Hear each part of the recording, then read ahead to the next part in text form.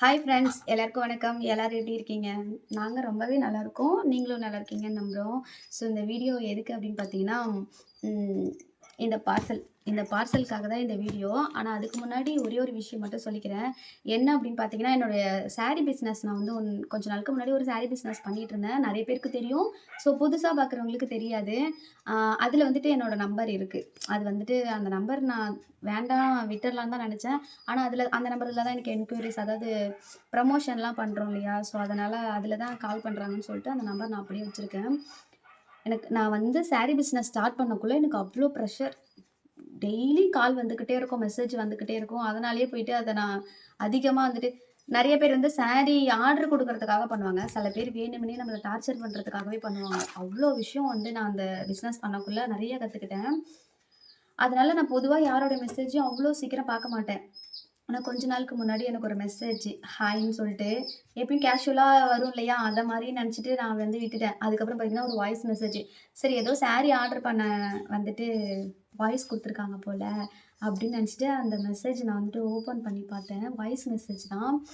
அதாவது என்ன அப்படின்னா, அ நெறைய பேரு உங்களுக்கே தெரியும் இல்லையா? ஒரு பொண்ணு வீடியோ போட்டாவே தப்பா தான் பேசுவாங்க. தப்பான கமெண்ட்டு, அது இல்லாம வாய்ஸ்ல என்னென்னமோ பேசுவாங்க. பொதுவாவே சரி நீங்க நல்லா பண்றீங்க, நல்லா பண்ணுங்கம்மான்னு யாரும் சொல்ல மாட்டாங்க. எப்படின்னா, எனக்கு எப்படி வாய்ஸ் வரும்னா, "உனக்கெல்லாம் எதுக்கு இந்த வேலை?" அப்படின்னு கேட்பாங்க. உங்க வீடியோ நான் ரொம்ப நெறைய பார்ப்பேன்.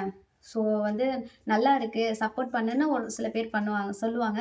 ஒரு சில பேர் என்ன சொல்லுவாங்கன்னா, "உனக்கெல்லாம் எதுக்கு இந்த வேலை? போய் டைலரிங் வேலைய பாரு" அப்படின்னு சொல்லிட்டு தப்பா தான் பேசுவாங்க. அந்த மாரி தான் ஏதோ பண்றாங்க போல அப்படின்னு சொல்லிட்டு நான் அந்த வாய்ஸ டச் பண்ணேன். சீரியஸா சொல்றேன். இந்த மாரி ஒரு வாய்ஸ் எனக்கு வந்ததே கிடையாது. அந்த வாய்ஸ் ஸ்டார்ட்டிங்லயே எப்படி அப்படின்னு பார்த்தீங்கன்னா, "ஹாய் சகோதரி" அப்படிதான். "ஹாய் சகோதரி, எப்படி இருக்கீங்க? நல்லா இருக்கீங்களா? உங்க வீடியோஸ் எல்லாமே பார்த்தேன் சகோதரி." வார்த்தைக்கு வார்த்தை அந்த அண்ணா வந்து என்ன சகோதரி அப்படின்னு தான் அழைச்சாங்க. அதிலயே வந்துட்டு எனக்கு ரொம்ப புடிச்சிருந்துச்சு. நெறைய பேர் அப்படிதான் பேச மாட்டாங்க இல்லையா?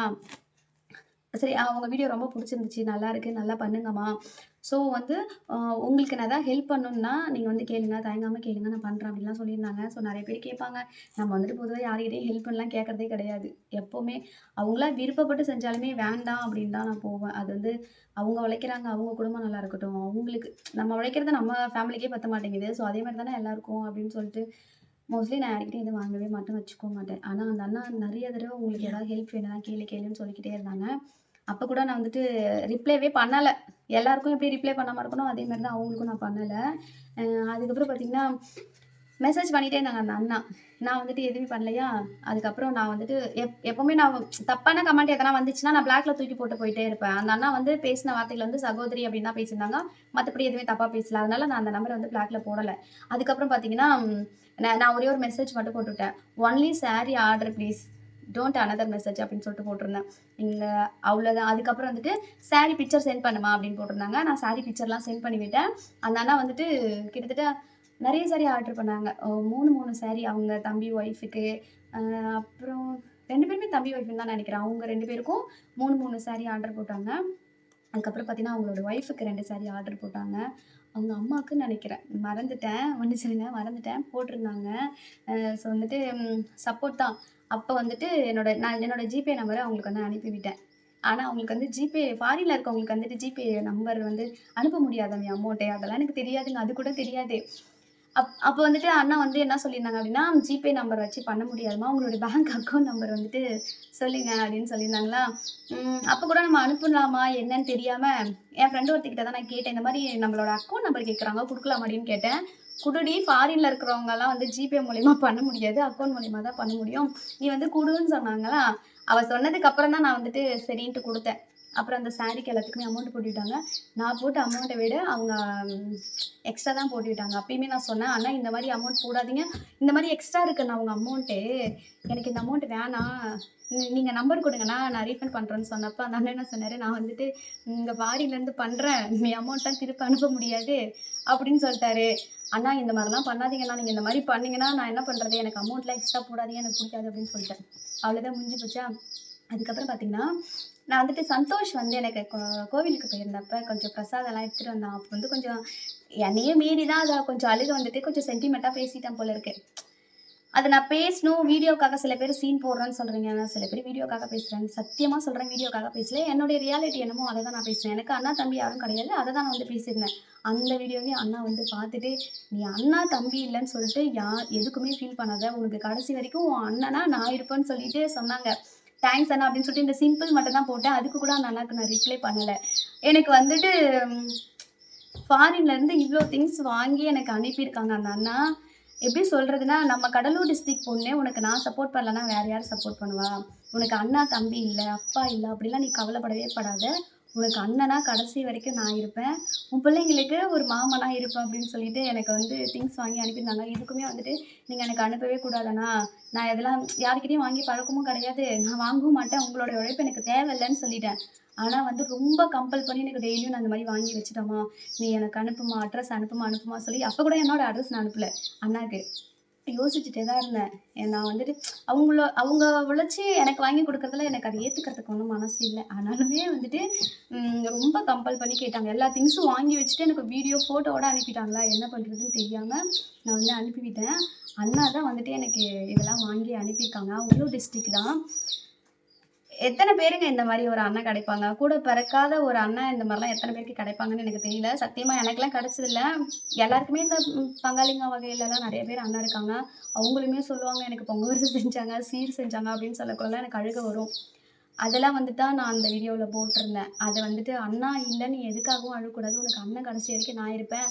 எனக்கு வந்துட்டு 3 அக்கா தங்கச்சி இருக்காங்க. அதில் ஒருத்தியாக தான் நான் உன்னை பார்க்குறேன்.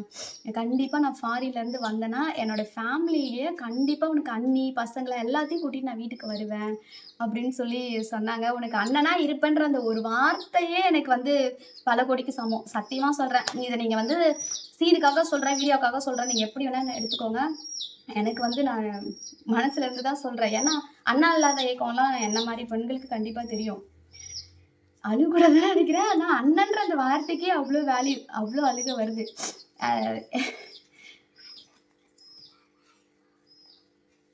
உனக்கு அண்ணனா கடைசி வரைக்கும் நான் செய்வேன்னு சொன்னதே எனக்கு ரொம்ப போதும் அண்ணா.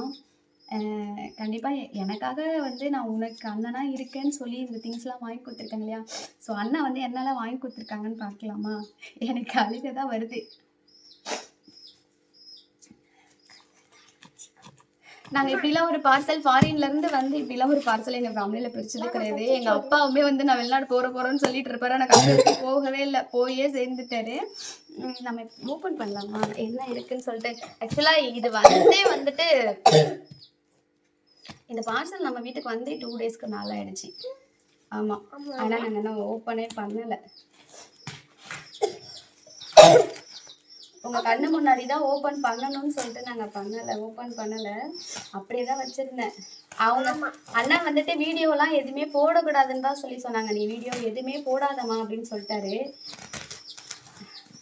அது வந்து அவங்களோட பெருந்தன்மையாக இருக்கலாம்.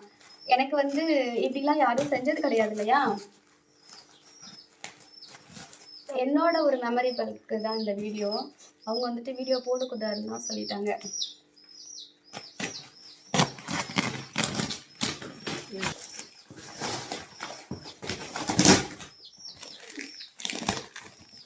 நான் சின்னதாக ஒரு பொருள் வாங்கினா கூட என்ன கீதா யூடியூப் காசா அப்படின்னு கேட்பாங்க. ஒரு பார்சல் வந்ததும் அப்படின்னு பார்த்தீங்கன்னா எல்லாருமே எங்களையே தான் பார்த்தாங்க. ஸோ அண்ணா என்னென்ன கொடுத்துருக்காங்கன்னு சொல்லி பார்க்கலாம்.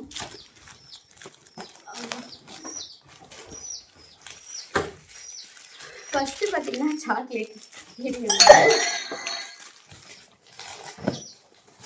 Torch light.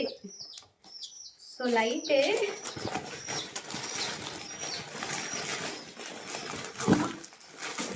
பசங்களுக்கு வந்து சாக்லேட்டு,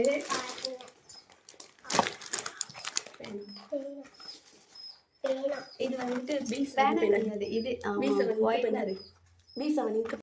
அடுத்து பார்த்தீங்கன்னா ஃபேர் லவ்லி. பசங்களுக்கு வந்துட்டு ஸ்கட்சி, so geometry box, snacks, vacuum, pencil. Mostly பசங்களுக்கு நான் என்ன வாங்கி கொடுக்குறேனோ உனக்காக நான் வேண்டாம்னு சொன்னேன். நான் சொன்னப்போ அண்ணா சொன்னாங்க, நான் வந்து உனக்காக வாங்கி கொடுக்கல, என் தங்கச்சி பசங்களுக்கு நான் வாங்கி தரேன் அப்படின்னு அந்த அண்ணா சொல்லக்குள்ள எனக்கு அவ்வளோ ஒரு சந்தோஷமா இருந்துச்சு. இது பாருங்க நட்ஸு.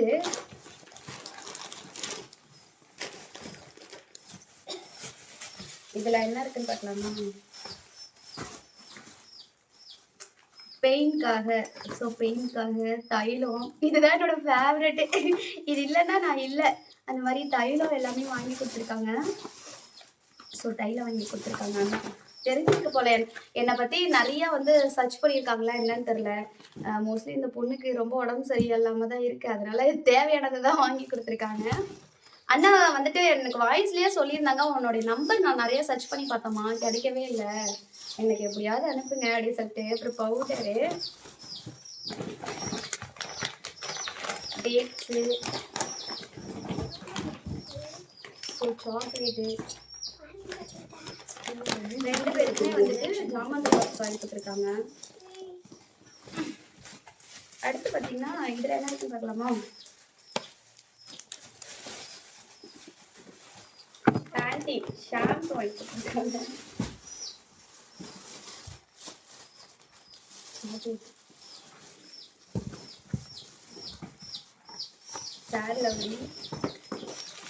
சாக்லேட்டு பசங்களுக்கு தான். நான் தான் சொன்னேன்ல, நான் வந்து உனக்கு எதுவும் வாங்கி கொடுக்கலாமா, என் தங்கச்சி பசங்களுக்கு வாங்கி தரேன் அப்படின்னு சொல்லிட்டு வந்துட்டு நிறைய வாங்கி கொடுத்துருக்காங்க.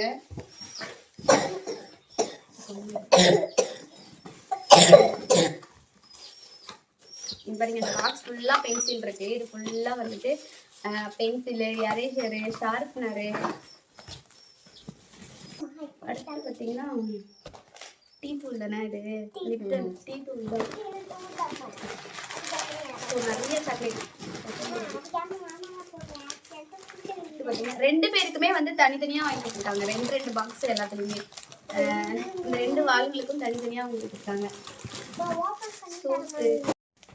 ஸோ பாருங்களேன், ஸ்கேலு, பசங்களுக்கு ஸ்கூலுக்கு என்னென்ன தேவையோ எல்லாமே வாங்கி கொடுத்துருக்காங்க. பார்த்தீங்கன்னா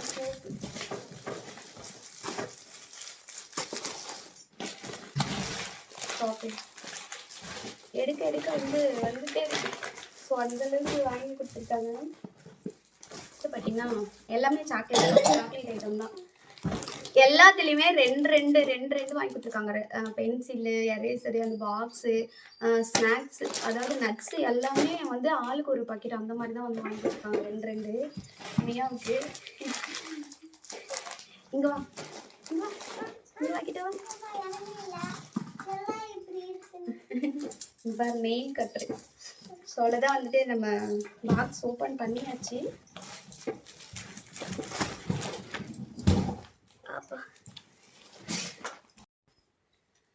ஸோ எனக்காக இவ்வளோ வாங்கி கொடுத்துருக்காங்கன்றதை விட, ஒரு அண்ணனா உனக்கு நான் இருக்கேன், நீ எதுக்கும் கவலைப்படாத, உனக்கு அண்ணன் நான் இருக்கேன்ற அந்த வார்த்தைக்கு தான் வந்துட்டு எனக்கு வேல்யூ. ஸோ அண்ணன் என்னெல்லாம் வாங்கி கொடுத்துருக்காங்கன்னு சொல்லிட்டு உங்களுக்கு நான் ஒரு சின்ன வீடியோவை காமிக்கிறேன். காமி விஷு.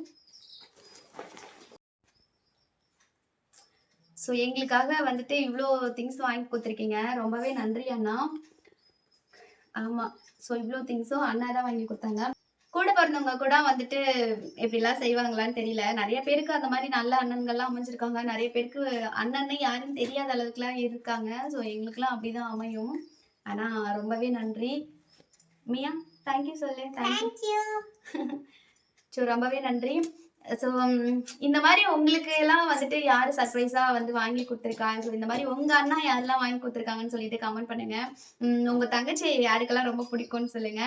அண்ணா நீங்கள் எனக்கு கிடைச்சது சத்தியமாக சொல்கிறேன், நான் வரமா தான் நினைக்கிறேன். ரொம்ப தேங்க்ஸ். ஆனால் எங்களுக்கு இதுவே போதும், இதுக்கப்புறம் நீங்கள் எதுவுமே செய்யாதீங்க. ரொம்ப நன்றி. பை. ஸோ இந்த வீடியோ பிடிச்சிச்சுன்னா லைக் பண்ணுங்க, ஷேர் பண்ணுங்க, கமெண்ட் பண்ணுங்க. ஸோ நிறைய பேர்